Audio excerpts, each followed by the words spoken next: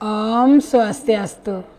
Tribuners, bertemu lagi dengan saya, Agung Sri Kusniarti. Kali ini kita akan membahas tentang kiamat menurut agama Hindu.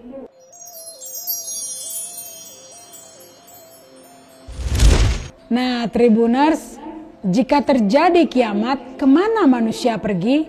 Apakah surga dan neraka, kehancuran dunia atau kiamat juga terdapat dalam ajaran agama Hindu. Kiamat disebut juga dengan Maha Pralaya.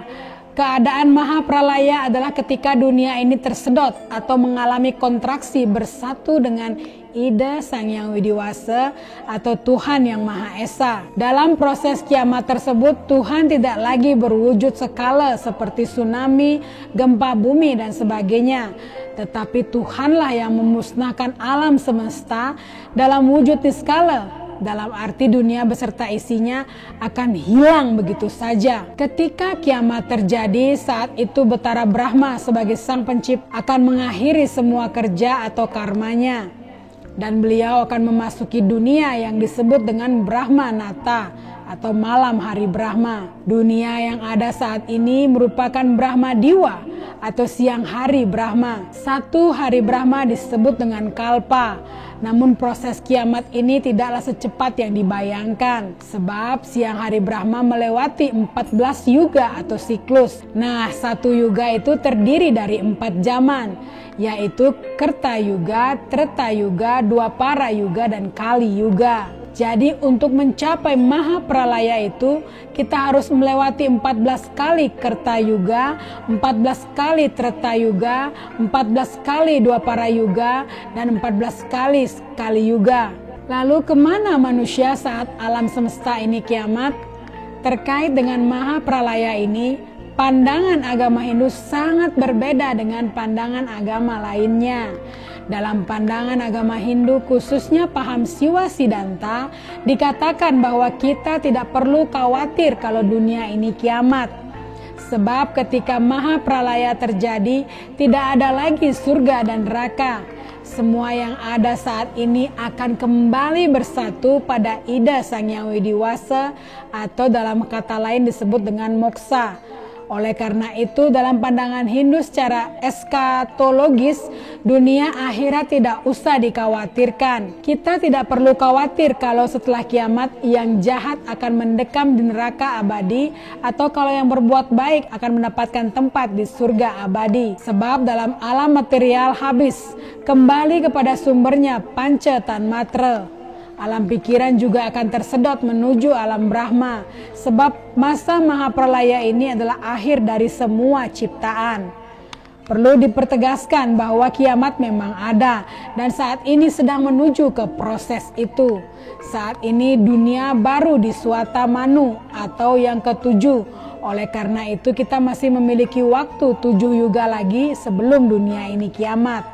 Kalau kita ingin mempercepat Maha Pralaya atau moksa, bisa melakukannya melalui karma yang baik. Karma yang baik dimulai dari konsep berpikir yang baik.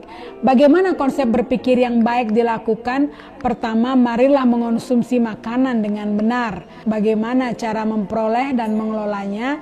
Maka dengan demikian kita akan bisa melihat suatu kebenaran yang hakiki. Kiamat atau pralaya juga dijelaskan dalam kitab Purana. Berdasarkan catatan yang ada, jumlah kitab Purana yang masih sebanyak 18 buah.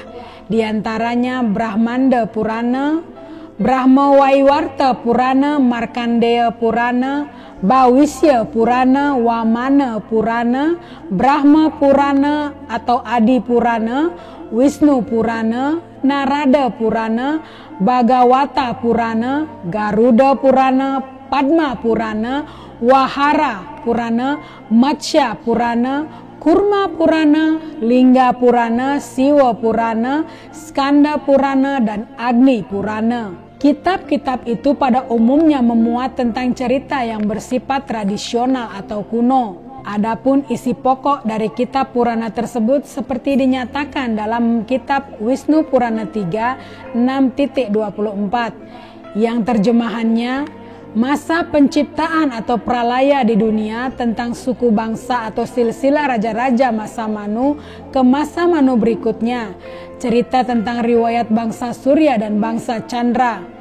Dari penjelasan terjemahan bait tersebut dapat disimpulkan bahwa garis besar kitab-kitab Purana memuat 5 macam cerita pokok, yakni tentang penciptaan alam semesta atau kosmogoni, hari kiamat atau pralaya, masa Manu ke masa Manu berikutnya atau Manwantara, silsilah raja-raja atau dinasti raja-raja Hindu yang terkenal, serta sejarah perkembangan dinasti Surya dan dinasti Chandra atau Suryawamsa dan Chandrawamsa.